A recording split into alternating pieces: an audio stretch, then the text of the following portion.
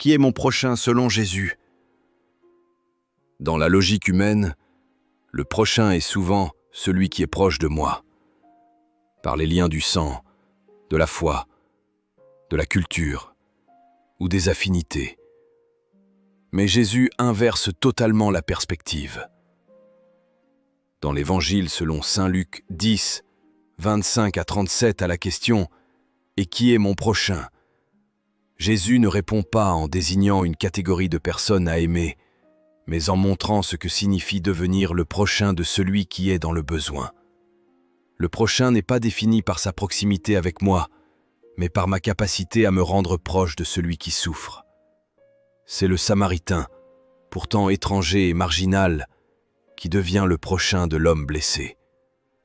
Non par statut, mais par sa compassion, son action concrète, sa charité vécue. Que doivent donc faire les chrétiens aujourd'hui? Premièrement, ouvrir les yeux sur la détresse autour de nous. Comme le prêtre et le lévite, nous pouvons être tentés de détourner le regard. Mais Jésus nous appelle à voir, à ne pas passer notre chemin. Être chrétien, c'est avoir un cœur attentif et ému. Ensuite, se laisser toucher et agir concrètement. Le Samaritain s'approche, verse de l'huile et du vin, pense, porte l'homme blessé, le confie à l'aubergiste et paie pour lui. Voilà l'amour chrétien, incarné, efficace, coûteux, sans attendre de retour. Ajoutons qu'il faut dépasser les frontières et les préjugés. Le Samaritain était censé être l'ennemi du Juif blessé, mais la compassion de Dieu ne connaît pas de frontières ethniques, religieuses ou sociales.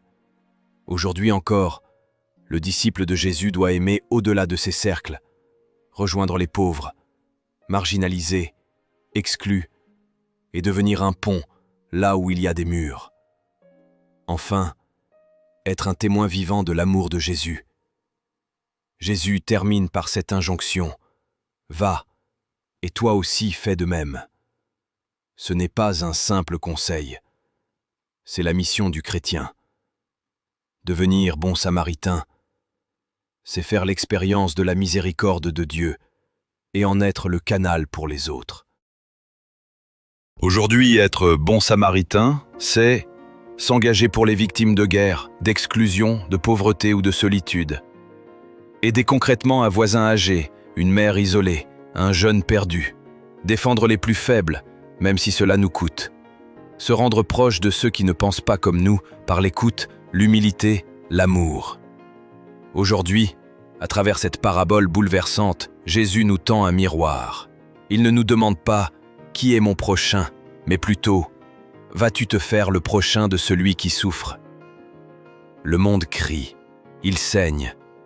Il attend que des hommes et des femmes debout, enracinés dans l'Évangile, deviennent ces visages visibles de l'amour invisible de Dieu. Et toi, acceptes-tu d'être cet artisan de miséricorde, cet ambassadeur de compassion, un passant indifférent ou un bon samaritain? Le monde n'a jamais eu autant besoin de cœurs pleins de compassion, d'âmes disponibles pour panser les blessures visibles et invisibles. Ne laisse pas passer cette grâce. Aujourd'hui peut être le jour où tu fais un pas décisif. Prions et demandons l'aide du Seigneur. Seigneur Jésus, bon samaritain de nos âmes, tu as vu notre blessure au bord du chemin. Tu ne nous as pas évités, tu t'es penché, tu nous as relevés avec tendresse et puissance. Apprends-nous à te ressembler. Ouvre nos yeux pour voir la souffrance oubliée. Ouvre nos cœurs pour aimer sans compter. Ouvre nos mains pour penser et relever. Délivre-nous de l'indifférence, de la peur du regard des autres, de l'égoïsme qui nous enferme. Que ton Esprit Saint nous presse, qu'il fasse de nous des témoins de ta miséricorde, et qu'en marchant avec toi, nous devenions ton évangile vivant, pour la gloire du Père et le salut du monde. Amen. Si cette parole t'a touché, alors ne garde pas cette lumière pour toi.